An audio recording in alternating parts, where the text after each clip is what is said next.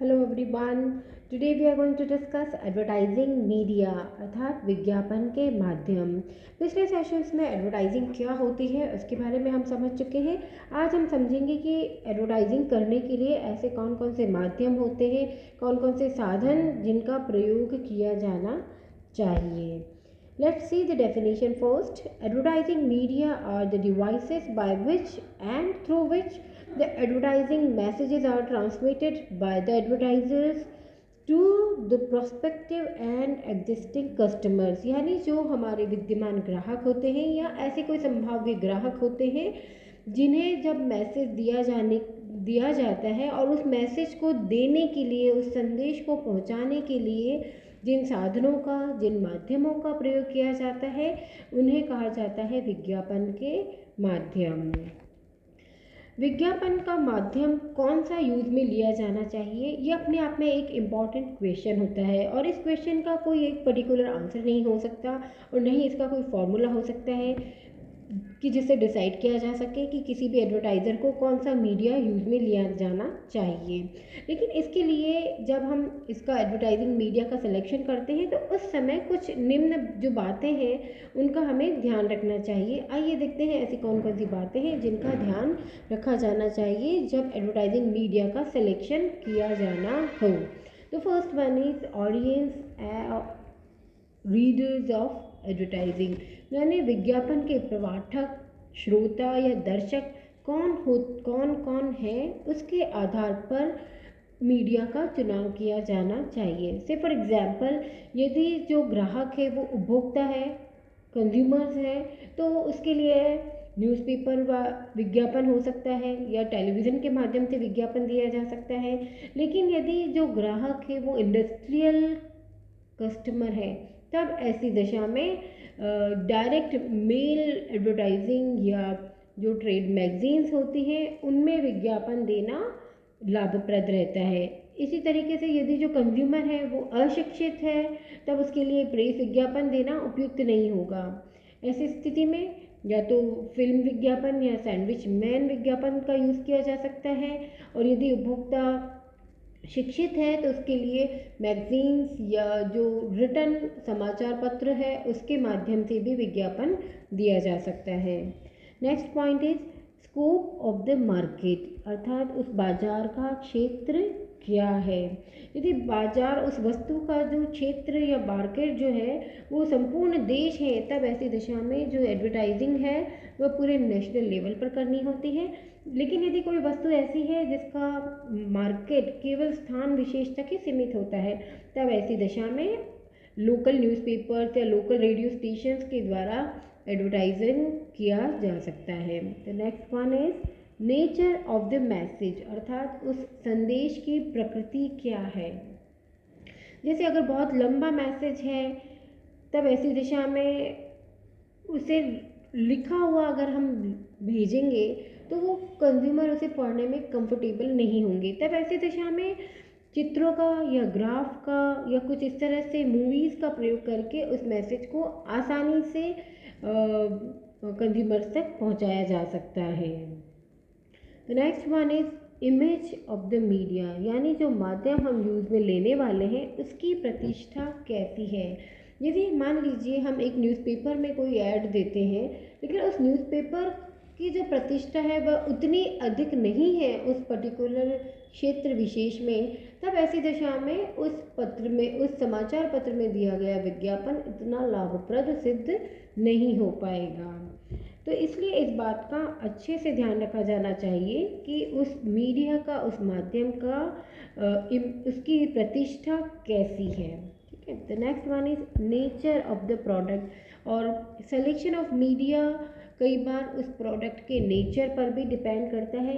जैसे कोई ऐसी वस्तु है जो बहुत जल्दी जिसे हम कहते हैं ख़राब होने वाली होती है, पेरिशेबल गुड्स होती हैं, तब उसके लिए कुछ अलग तरह के मीडियम्स यूज़ में किए जाने चाहिए। या फिर कोई जैसे कृषि उपयोग की या व्यापारिक आवश्यकताओं की वस्तु हैं तो उनके लिए विभिन्न दूसरी तरह के माध्यमों का प्रयोग किया जाना चाहिए। The next one is consumers group. Again this is very important factor कि जो प्रोडक्ट, जो वस्तु किस तरह के उपभोक्ता उपयोग में लेने वाले हैं। मान लीजिए कोई वस्तु जो है वो लग्जरियस वस्तु है, तो उसका उपयोग धनवान या जो हाई सोसाइटी पीपल है वो ही यूज़ करने वाले हैं।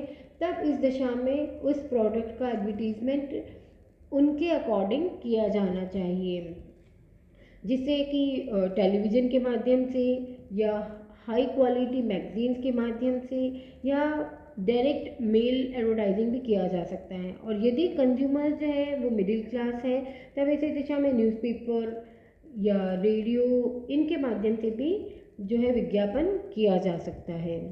तो next one is cost of advertising media. ये भी बहुत सही बात है कि विज्ञापन माध्यम की लागत भी एक महत्वपूर्ण फैक्टर होता है, क्योंकि इससे उस पर्टिकुलर प्रोडक्ट की कॉस्ट में वृद्धि होती है। हालांकि यदि विज्ञापन बहुत अधिक लाभदायी सिद्ध होता है तब उसकी कॉस्ट अल्टीमेटली कम हो जाती है, लेकिन फिर भी विज्ञापन माध्यम को चुनते समय उसकी लागत को भी ध्यान में रखा जाना चाहिए। तो next one is use of popular media. इस बात का भी ध्यान रखा जाना चाहिए कि विज्ञापन के लिए कौन सा माध्यम बहुत अधिक प्रचलित है। यदि उस पर्टिकुलर सेगमेंट में, उस प्रोडक्ट के सेगमेंट का जो विज्ञापन है, यदि वह सभी जो आपके कॉम्पिटिटर्स हैं यदि वो समाचार पत्रों के माध्यम से विज्ञापन दे रहे हैं, तब उस दिशा में हमें भी समाचार पत्रों के माध्यम से ही विज्ञापन को देना उचित रहेगा। तो next one is time and place of buying decision, यानी क्रय का निर्णय का जो समय है, जो स्थान है, वह भी एक इम्पॉर्टेंट फैक्टर माना जाता है। जैसे कि अगर बारिश शुरुआत होती है उसी समय छातों के और रेनकोट्स के जो है एडवर्टीजमेंट चालू हो जाते हैं, और किराना और जो अन्य जो डेली यूज़ की जो सामग्री होती है उनके भी एडवर्टीजमेंट प्राय लोग संडे को सुबह के न्यूज़पेपर में देते हैं, क्योंकि ये विज्ञापन इसी बात से प्रेरित होते हैं कि कंज्यूमर उन्हें कब और कैसे खरीदना चाहता है। Next one is comparative analysis of various media, और इसके साथ साथ विज्ञापन के माध्यम का चुनाव करते समय अन्य माध्यमों के साथ भी उनका एक कंपैरेटिव एनालिसिस किया जाना चाहिए। उसी के बाद फर्म को अपना एडवर्टाइजिंग मीडिया का चयन करना चाहिए। Next will see essentials of good advertising copy, यानी जब हम विज्ञापन करते हैं तब ऐसी दिशा में उस विज्ञापन की जो प्रति होती है, प्रतिलिपि जिसे कहते हैं, तो उस अच्छी विज्ञापन की प्रतिलिपि में कौन कौन से आवश्यक तत्व होने चाहिए जिससे वह अपना उद्देश्य पूरा कर सके। तो विज्ञापन के निर्माण के समय कुछ ऐसे तत्वों का ध्यान रखना चाहिए। Professor R.S. डाबर ने एक अच्छे विज्ञापन प्रति के कुछ आवश्यक तत्व बताए हैं। आइए डिस्कस करते हैं। The first one is attention value, अर्थात ध्यानाकर्षण तत्व। तो जो एडवर्टाइजमेंट जो होता है उसमें सबसे इम्पॉर्टेंट चीज़ है कि वह जो एडवर्टाइजिंग कॉपी है वह आकर्षक होनी चाहिए, तभी वह कंज्यूमर्स के दिमाग पर प्रभाव डालकर उसे मोटिवेट, उसे स्टिमुलेट कर सकती है उस पर्टिकुलर प्रोडक्ट को परचेस करने के लिए। तो उसे अट्रैक्टिव किस तरह से बनाया जा सकता है, उसमें विभिन्न रंगों का, चित्रों का या और किसी तरह की संगीत की जो म्यूज़िकल जो धुन होती है या छोटे कार्टून्स या मूवीज़, शॉर्ट मूवीज़, इनका उपयोग किया जाना चाहिए। जैसे और कई बार इसमें महत्वपूर्ण और प्रसिद्ध व्यक्तियों को भी वस्तुओं के उपयोग करते हुए दिखाकर उस एडवर्टाइजमेंट को आकर्षक या अट्रैक्टिव बनाया जा सकता है। जैसे बूस्ट के एग्जाम्पल में सचिन देव को भी हमने देखा है। तो ये जो है तो इस तरह से महत्वपूर्ण व्यक्तियों को जब हम उपयोग करते हुए देखते हैं तो वह भी बहुत अट्रैक्टिव बनता है। The next one is suggestive value, यानी सुझाव तत्व। एडवर्टाइजमेंट की जो कॉपी है उसमें कुछ ऐसी चीज़ें होनी चाहिए, कुछ इस तरह की रंग, फोटोज़ या बॉर्डर्स का प्रयोग किया जाना चाहिए कि कंज्यूमर्स को ये उन्हें पता चले कि यह वस्तु उनके लिए किस तरह से बेनिफिशियल हो सकती है। इस प्रोडक्ट को यूज़ करने से उन्हें क्या क्या प्रॉफिट, क्या क्या बेनिफिट्स मिल सकते हैं। इस तरह से जो सुझाव दिए जाते हैं तो वह एक तरह से एक स्टिमुलेशन का काम करता है कंज्यूमर्स के लिए। जैसे हम एग्जांपल लेते हैं लाइफ बॉय का, अगर हम एग्जांपल देखें तो ये जो उसकी टैग लाइन है कि लाइफ बॉय मेल में छिपे कीटाणुओं को धो डालता है, तो ये क्या चीज़ है? ये एक तरह का सजेशन हमें दिया जा रहा है कि आप मेल के साथ साथ उन कीटाणुओं को भी सफाई करने में ये पर्टिकुलर प्रोडक्ट यूज़फुल है। The next one is memorising value. जो एडवर्टीज़मेंट बनाया जाता है उसमें कुछ ऐसे एलिमेंट्स होने चाहिए जिससे उसको याद किया जा सके, कंज्यूमर्स उसे रिपीट कर सके, वो इतना लंबे समय तक उसे याद रख सके, उसकी मेमोरी में वह फिट हो जाए। जैसे हम कुछ एग्जांपल्स लेंगे, बाटा के शूज़ का जो बहुत पहले के एग्जाम्पल एडवर्टीजमेंट आता था, बाटा के बूट झूठ न लूट। तो ये कुछ इस तरह की टैगलाइंस होती हैं जो बोलने में भी इजी होती हैं और उन्हें कंज्यूमर्स को अट्रैक्टिव लगती हैं और वो उन्हें याद रखते हैं और इसके माध्यम से वो उस प्रोडक्ट को यूज़ करने में, उसे परचेज करने में उसे मोटिवेशन एक तरह से प्रेरित होते हैं। The next one is conviction value, अर्थात एक विश्वास का तत्व होना चाहिए। जब भी विज्ञापन दिया जाता है तो उसमें कुछ इस तरह की वैल्यू उसमें आनी चाहिए जो कंज्यूमर्स को विश्वास दिलाए। जैसे हम एग्जांपल देते हैं गड़ी डिटर्जेंट का, जिसकी टैगलाइन है कि पहले इस्तेमाल करें फिर विश्वास करें।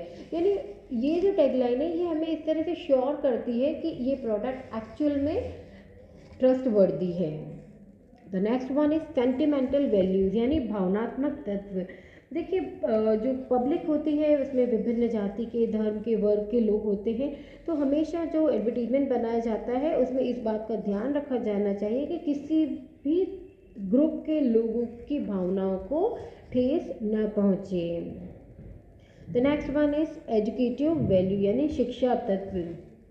विज्ञापन पढ़ने से रीडर्स को या जो दर्शक होते हैं, व्यूअर्स होते हैं, उन्हें शिक्षा भी मिलनी चाहिए। जैसे कई तरह की नई मशीनरी या जैसे किचन के नई तरह के इंस्ट्रूमेंट्स आते हैं तो उन्हें किस तरह से यूज़ किया जाना चाहिए, उनके बारे में भी इंफॉर्मेशन उसमें दी जानी चाहिए ताकि वो कंज्यूमर्स को एजुकेट कर सकें। The next one is instinctive values, यानी प्रवृत्ति तत्व। देखिए कंज्यूमर्स की, एक मनुष्य की बहुत सारी प्रवृत्तियाँ होती हैं जिसमें वो सेफ्टी चाहता है, वो अपना प्रॉपर फूड एंड क्लोथिंग्स चाहता है, उसके अंदर एक सेविंग्स की एक एटीट्यूड होता है। तो जब भी एडवर्टीजमेंट बनाया जाए किसी किसी पर्टिकुलर जो प्रवृत्ति है उसको वो सेटिस्फाई करने वाला होना चाहिए। The next one is following the rules, यानी जो गवर्नमेंट के कुछ रूल्स होते हैं, जो रेगुलेशंस होते हैं, जैसे नशा विरोध अधिनियम या माप तौल अधिनियम, तो इन बातों को भी वो फॉलो करने वाला होना चाहिए। The next one is following code of conduct, यानी जो भारत सरकार के द्वारा जो आचार संहिता दी जाती है तो उनका भी उस आचार संहिता का भी पूरी तरह से पालन किया जाना चाहिए। The next one is glorious, यानी विज्ञापन जो है वो बहुत गौरवमयी होना चाहिए। जैसे कि हमें एक बहुत पुराना एक एडवर्टीजमेंट है बजाज स्कूटर का, हमारा बजाज, बुलंद भारत की बुलंद तस्वीर। तो ये जो है एक तरह से उस उपभोक्ता को गौरव बढ़ाने वाला, एक फीलिंग देने वाला होता है। तो एक एडवर्टीजमेंट के अंदर इस तरह की भावना भी होनी चाहिए। तो next one is prospective consumer oriented, और जो जो फ्यूचर में जो कंज्यूमर्स हमारे बन सकते हैं उनकी भी आवश्यकताओं को, उनकी भी इच्छाओं को ध्यान में रखना चाहिए। तो नेक्स्ट वन इज इंटरेस्टिंग, विज्ञापन हमेशा एक तरह से रुचिकर लगे पाठकों को या दर्शकों को, इस बात का ध्यान में रखा जाना चाहिए। जैसे एग्जांपल लें कि लोग डिलीशियस भोजन में या अच्छे कपड़ों में रुचि रखते हैं, तो इन चीज़ों को उसमें जोड़कर एडवर्टीजमेंट को बनाया जा सकता है। The next one is problem oriented, और ये भी एक इम्पॉर्टेंट चीज़ है कि जो विज्ञापन बनाया जाए उसमें किसी समस्या का समाधान प्रस्तुत होना चाहिए। जैसे लोग जनरली जो लेडीज़ हैं वो बालों की समस्या से, स्किन की समस्या से या ओबेसिटी की समस्या से ग्रसित होते हैं, तो जो प्रोडक्ट है वो इनसे अगर रिलेटेड हो, जो इन्हें इनसे आराम दिलाने वाला हो, तब ऐसी दिशा में वह ज़्यादा इफ़ेक्टिव एडवर्टाइजमेंट माना जाता है। The next one is decency, एक शालीनता होनी चाहिए। ब्रीफ, संक्षिप्त होना चाहिए, क्योंकि बहुत लंबा नहीं होना चाहिए, क्योंकि आजकल तो लोग उसको फॉरवर्ड कर करके देखते हैं मूवीज़ को भी, तो बहुत चीज अपनी बात को हमेशा संक्षिप्त रूप से कहा जाना चाहिए। The next one is clarity, यानी उसमें स्पष्टता होनी चाहिए, किसी तरह का भ्रम नहीं होना चाहिए। और इसके अलावा अदर्स एसेंशियल्स, यानी उसमें क्रिएटिविटी, एक मौलिकता होनी चाहिए, एक नवीनता उसमें, इनोवेशन उसमें होना चाहिए। Thank you.